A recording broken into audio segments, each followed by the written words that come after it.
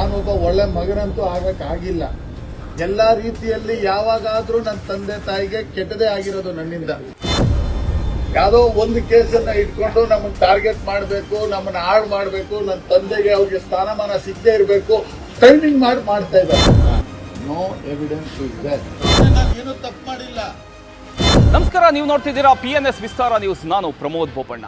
ಬೆಂಗಳೂರಿನ ರಾಜಕೀಯದಲ್ಲಿ ಶಾಂತವಾಗಿದ್ದಂತಹ ಗಾಳಿ ಇದೀಗ ಏಕಾಏಕಿ ಬಿರುಗಾಳಿಯಾಗಿ ಮಾರ್ಪಟ್ಟಿದೆ. ಬಿಟ್ಕಾಯಿನ್ ಹಗರಣದ ಸದ್ದು ಮತ್ತೆ ಎದ್ದ ಕ್ಷಣದಲ್ಲೇ ಇಡಿ ಅಧಿಕಾರಿಗಳು, ಶಾಸಕರು ಹಾಗೂ BDA ಅಧ್ಯಕ್ಷರಾದಂಥ ಎನ್ ಎ ಹ್ಯಾರಿಸ್ ಅವರ ಪುತ್ರ ಮೊಹಮ್ಮದ್ ನಲ್ಪಾಡ್ ಅವರ ಮನೆ ಮೇಲೆ ದಾಳಿಯನ್ನ ನಡೆಸಿದ್ರು. 24 ಗಂಟೆಗಳಲ್ಲಿ ನಡೆದಂತಹ ಶೋಧ ಕಾರ್ಯ ಇಡೀ ಮನೆ ಮಂದಿಯನ್ನೇ ಅಲ್ಲೋಲ ಕಲ್ಲೋಲ ಮಾಡಿಬಿಡ್ತು. ಒಂದು ಕಡೆ ತನಿಖೆ, ಇನ್ನೊಂದು ಕಡೆ ಕುಟುಂಬದ ಒಂದು ಆತಂಕ. ಇದರ ಮಧ್ಯೆ ಮಾಧ್ಯಮದ ಮುಂದೆ ನಿಂತು ತಮ್ಮ ನೋವನ್ನೇ ಕಥೆಯ ರೂಪದಲ್ಲಿ ಮೊಹಮ್ಮದ್ ನಲ್ಪಾಡ್ ಅವರು ಹೊರಹಾಕಿದ್ರು. ನಾನೊಬ್ಬ ಒಳ್ಳೆ ಮಗನಂತೂ ಆಗಕ್ಕಾಗಿಲ್ಲ. ನಾನು ನನ್ನ ತಂದೆಗೆ ಒಳ್ಳೆಯ ಮಗನಾಗ್ಲಿಲ್ಲ ಅಂತ ಅವರು ಒಪ್ಕೊಂಡ್ರು. ಇದೆಲ್ಲ ರಾಜಕೀಯ ಪ್ರೇರಿತವಾಗಿದೆ. ನಮ್ಮ ತಂದೆಯ ಸಚಿವ ಸ್ಥಾನವನ್ನು ತಪ್ಪಿಸೋದಕ್ಕೋಸ್ಕರ ರೂಪಿಸಿರ್ತಕ್ಕಂಥ ಒಂದು ಷಡ್ಯಂತ್ರ ಇದು ಅಂತ ಮೊಹಮ್ಮದ್ ನಲ್ಪಾಡ್ ಅವರು ಆರೋಪ ಮಾಡಿದ್ರು.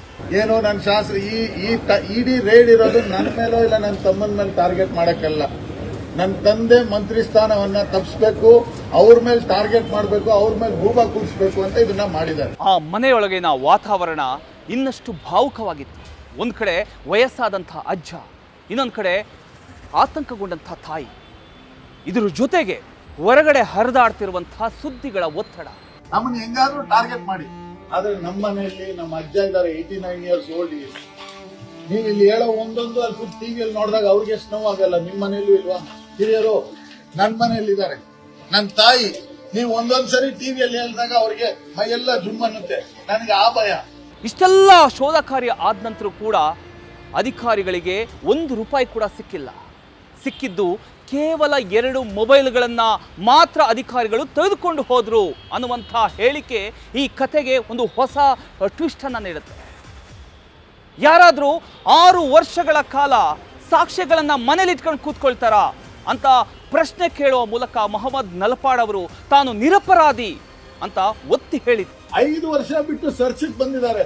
ಅದನ್ನೇ ನೀವು ಆಲೋಚನೆ ಮಾಡಿ. FIR ಆಗಿರೋದು 21 ನೀವು ಸರ್ಚಿಗೆ ಬಂದಿರೋದು 26 ಏನಾ ಇದ್ದಿದ್ರೆ ಈ ಬಿಜೆಪಿ ಅವ್ರು ನಮ್ಮನ್ನ ಬಿಡ್ತಾ ಇದ್ರ? 6 ವರ್ಷ ನನ್ನ ಬಿಡ್ತಾ ಇದ್ರ? ನೆನ್ಸ್ ನೋಡಿ, ನಂದು ಇಷ್ಟು ಸಿಕ್ಬಿಟ್ರೆ ನಮ್ಮನ್ನ ತಗೊಂಡೋಗಿ ಜೈಲ್ಗೆ ಹಾಕಿರ್ತಾರೆ. 2020-21 ಹಳೆಯ ಪ್ರಕರಣದ ನೆರಳು ಮತ್ತೆ ಅವರ ಬೆನ್ನಟ್ಟಿದ್ರು ಕೂಡ ಸತ್ಯಮೇವ ಜಯತೆ ಅನ್ನುವಂತಹ ಒಂದು ನಂಬಿಕೆಯನ್ನ ಹಿಡಿದು ನ್ಯಾಯಾಲಯದಲ್ಲಿ ಈ ಹೋರಾಟವನ್ನ ಅಂತ್ಯ ಕಾಣೋವರೆಗೂ ಫೇಸ್ ಮಾಡ್ತೇನೆ ಅನ್ನುವಂತಹ ಅವರ ಸಂಕಲ್ಪ ಈ ರಾಜಕೀಯ ನಾಟಕಕ್ಕೆ ಇನ್ನೂ ಮುಂದಿನ ಅಧ್ಯಾಯ ಬಾಕಿ ಉಳಿದಿದೆ ಅನ್ಸೋ ರೀತಿ ಮಾಡ್ತಾರೆ. ನನ್ನ ಜೊತೆ ಹೆಂಗ್ ಹುಡುಗರು ನಿಂತವ್ರೆ, ಅಣ್ಣ ನಾವಿದೀವಿ, ನಿನ್ ಜೊತೆ ಬೇಜಾರು ಮಾಡ್ಕೊಂಬೇಡ, ಇಡಿ ಬರ್ಲಿ BD ಬರ್ಲಿ ಯಾವ್ದಾದ್ರು ಬರ್ಲಿ ನಾವಿದೀವಿ ಅಂತ ನನ್ನ ಜೊತೆ ನಿಂತಿದ್ದಾರೆ. ನನ್ನ ಜೊತೆ ಅವರ ಶಕ್ತಿಯನ್ನ ಕೊಟ್ಟಿದ್ದಾರೆ. ಆ ಶಕ್ತಿ ಇರೋ ತನಕ ಯಾವುದೂ ನಮ್ಮನ್ನು ಕುಗ್ಸಕ್ಕಾಗಲ್ಲ. ಸತ್ಯಮೇವ ಜಯತೆ. ಒಂದೇ ಮಾತಲ್ಲಿ ಎಲ್ಲ ಇದೆ, ಸತ್ಯಮೇವ ಜಯತೆ. ಕ್ಯಾಮ್ರಾ ಪರ್ಸನ್ ಚಂದ್ರಕಾಂತ್ ಜೊತೆ ಪ್ರಮೋದ್ ಬೋಪಣ್ಣ, PNS ವಿಸ್ತಾರ ನ್ಯೂಸ್, ಬೆಂಗಳೂರು.